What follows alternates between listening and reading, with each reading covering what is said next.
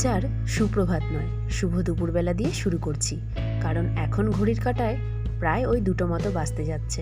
আর আশা করি আপনারা সকলেই খুব ভালো আছেন। আজ শ্রীহানের বাবার ছুটি। সকাল দিক থেকে সেরকমভাবে কোনো প্ল্যানই ছিল না, নর্মালভাবে ঘুম থেকে উঠে যেমন কাজবাজ হয় ঘরের সেরকমই হচ্ছিল। ওই আর কি, আগেও বলেছি ছুটি থাকলে ঘরে যখন থাকে কাজ করার এনার্জিটা যেন অন্যান্য দিনের মতো একেবারেই থাকে না। তো আজকেও ঠিক সেরকমটাই হয়েছিল। ঘরের যা যা বাসি কাজবাজ থাকে সমস্তটাই সকাল থেকে সেরে নিয়েছি, আর তারপর বারবার করে রান্নাঘরে যাচ্ছি, আবার কিছু দরকারে হয়তো ওর বাবার সাথে কিছু কথাবার্তা বলতে আসছি। এই করতে করতে প্রায় বাজিয়ে দিলাম 1টা।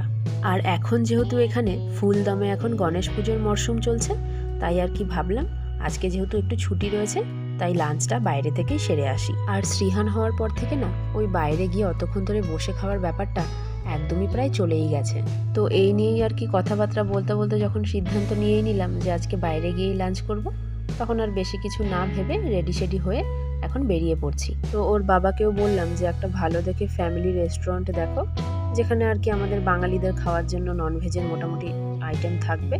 তো ওর বাবাও সেটা দেখলো। তো জানি না এখন কোথায় নিয়ে যাবে। চেপে যখন পড়েছি তখন কোথাও তো গিয়ে একটা থামবই। এখানকার ওয়েদারটা না এখন দারুণ সুন্দর চলছে, ঠিক যেমন আমাদের ওখানে কালী পুজোর সময় রাতে যেরকম একটা হালকা ঠান্ডা ঠান্ডা মতন অনুভব হয়, এখানকার ওয়েদারটা এখন সারাদিন ঠিক সেই রকম। আর এই রাস্তাটা তো আপনারা এখন চিনেই গেছেন, আমাদের এরিয়ার পাঁচিলের বাইরের রাস্তাটা। আর এখন আমরা উঠে পড়েছি মেন রোডটাতে। হালকা হালকা রোদও উঠেছে, কিন্তু এত পরিমাণে হাওয়া দিচ্ছে রোদটা কিন্তু এক ফোঁটাও গায়ে লাগছে না। এই দেখুন পৌঁছে গেছি আমরা এখন দোরাবজি অ্যান্ড সন্স।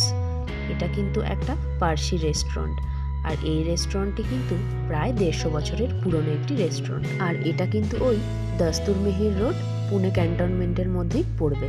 আর এটা যেহেতু খুবই পুরনো একটি রেস্টুরেন্ট, তো এটা সম্পর্কে না আমার মনে একটু কৌতূহল জাগে। তো সেই সূত্রেই আর কি আমি একটুখানি ঘেটে জানতে পারি এই রেস্টুরেন্টটা কিন্তু একটি পার্সি রেস্টুরেন্ট, আর এটা কিন্তু প্রায় ব্রিটিশ আমলেরই একটি রেস্টুরেন্ট বলতে পারেন। এখানে ঢোকার মুখেই যে বোর্ডটি লাগানো ছিল সেখানে কিন্তু লেখাই ছিল 1878। তো আমি কিন্তু ঠিক সেই সালটার কথাই বলছি। সেই সময় এই পুনে ক্যান্টনমেন্টের মধ্যে একটি মাত্র রেস্টুরেন্ট ছিল, যেটা ছিল একটি ইটালিয়ান রেস্টুরেন্ট, আর সেটা কিন্তু পুরোপুরি ব্রিটিশদের আন্ডারেই ছিল। আর সেখানে ইন্ডিয়ানদের জন্য খাবারের কিন্তু কোনো রকম ব্যবস্থাই ছিল না। খাবারের ব্যবস্থা তো দূরে থাক, সেখানে কিন্তু তাদের ঢুকতেও পর্যন্ত দেওয়া হতো না। তো সেই সময়েই আর কি দোরাবজি যিনি ছিলেন তিনিই কিন্তু প্রথম এই রেস্টুরেন্টটাকে এখানে চালু করেন। আর তখন কিন্তু এখানে খাবারের এত রকম আইটেম ছিল না।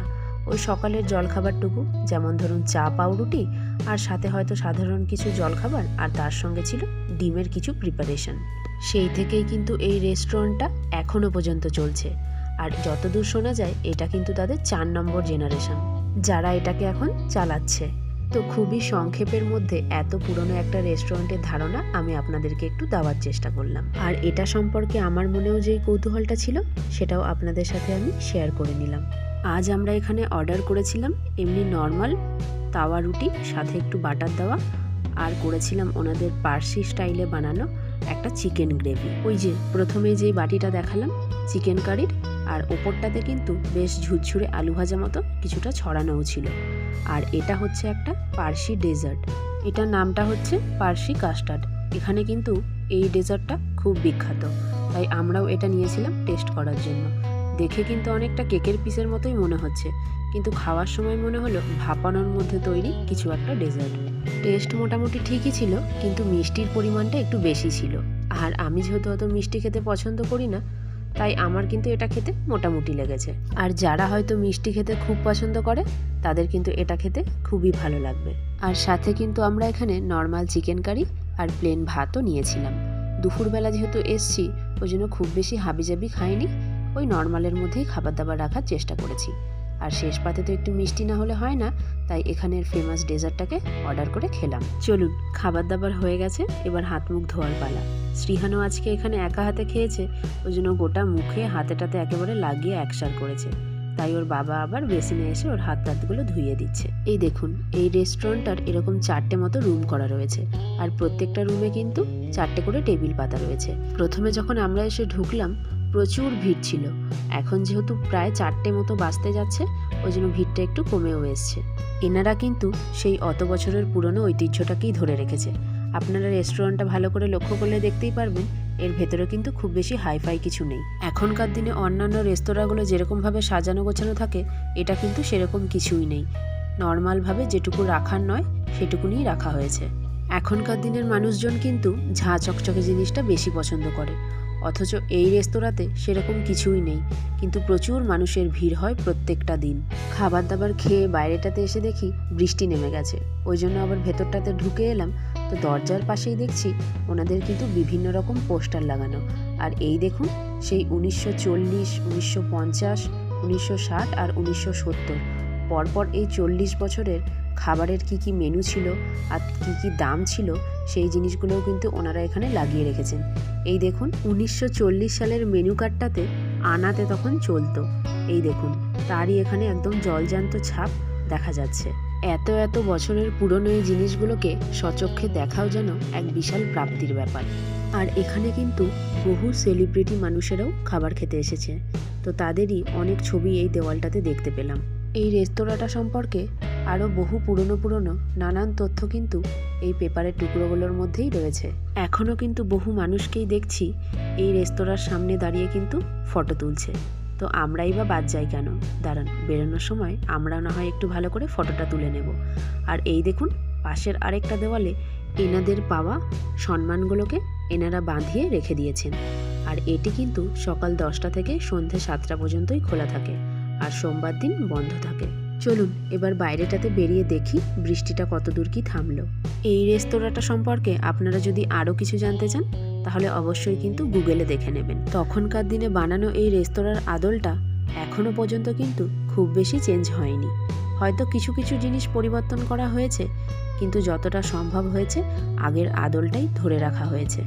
আর এর পাশেও যে সমস্ত ঘরবাড়িগুলো রয়েছে একবার দেখুন, দেখেই কিন্তু বোঝা যাচ্ছে এই ঘরবাড়িগুলোও কিন্তু বহু পুরনো। এই গোটা পুনে জুড়েই কিন্তু বহু পুরনো জিনিস আমরা দেখেছি। আর এটা যেহেতু পুরো একদম মারাঠা সাম্রাজ্যের একটা মেন জায়গা ছিল, তাই মারাঠা সাম্রাজ্যের বহু জিনিস কিন্তু এখানে দেখা যায়।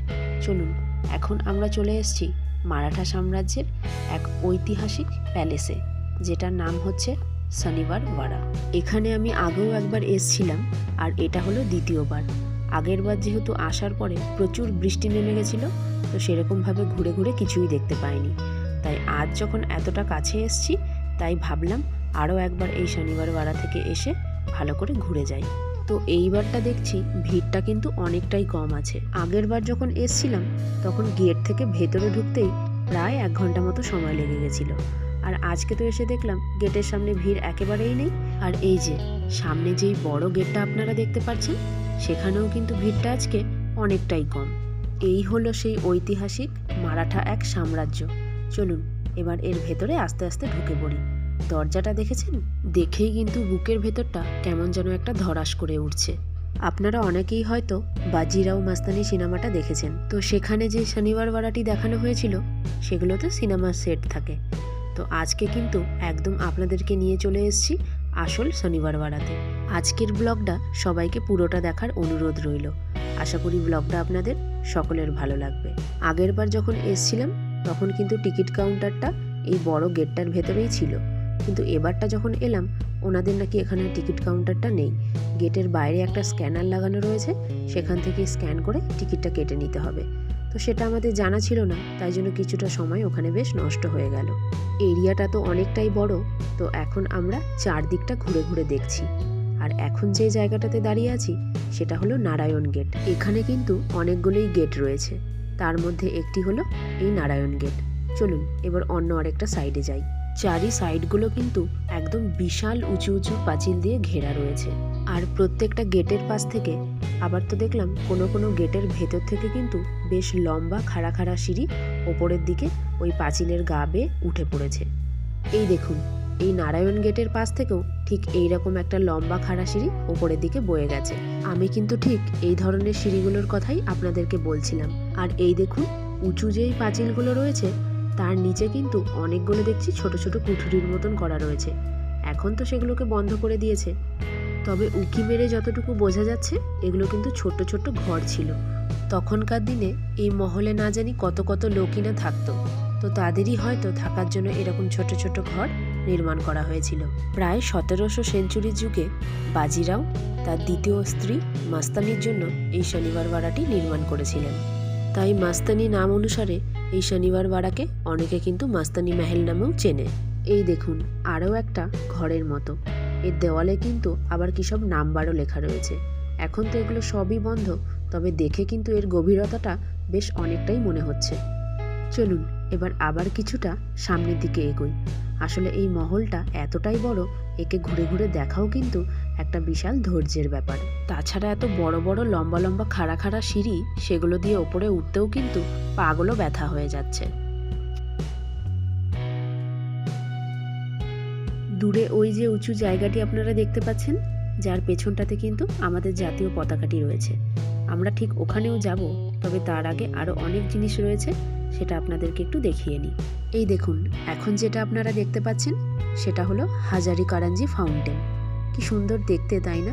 তখনকার দিনে এগুলো কত সুন্দরই না দেখতে লাগতো, আর এখন তো আমরা তার ধ্বংসাবশেষটুকুই দেখতে পাচ্ছি। ভেতরটা কিন্তু অপূর্ব সুন্দর দেখতে। চারিধারটা তো লম্বা বড় পাঁচিল দিয়ে ঘেরা, তার মধ্যে এই বড় বড় গাছগুলো, তার সাথে রয়েছে বিভিন্ন ধরনের ফাউন্টেন, আর রয়েছে ছোট্ট ছোট্ট কুঠুরি। খুব সুন্দর দেখতে লাগছে।